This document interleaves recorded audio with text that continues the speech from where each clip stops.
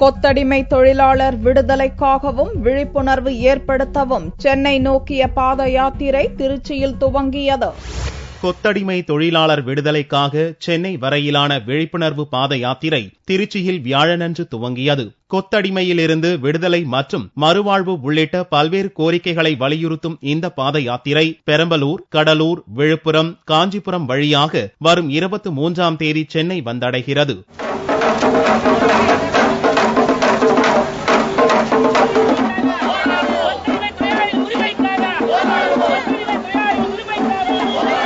யார் யாரை விடுதலை பண்றோ அவருக்கு சீக்கிரமா நிலம் கொடுக்கணும், வேலை கொடுக்கணும், வீடு கொடுக்கணும் சொல்றான். அந்த சட்டம் இருந்ததுக்கு அப்புறம் கூடி தமிழ்நாடு கவர்மெண்ட் இதுவரைக்கும் யாருக்குமே நிலம் கொடுக்கல, வீடு கொடுக்கல, வேலை கொடுக்கல. அதனால நிறைய தவணை பேசியதுக்கு அப்புறம், டயலாக் பண்ணதுக்கு அப்புறம், கவர்மெண்ட் கிட்ட அடிக்கடி லெட்டர் போட்டதுக்கு அப்புறம் ஒண்ணுமே நடக்கல. அதனால இப்ப பதயாத்திரா போய் சென்னையில போய் உட்கார போறான்.